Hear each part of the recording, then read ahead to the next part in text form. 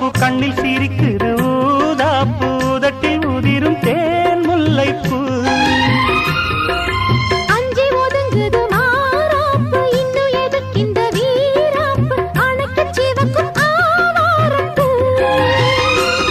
அடி சித்திரமே படிச்சேலைய கட்டுச்சு தேவதை பாதங்கள் பூமியில் ஒட்டுச்சு.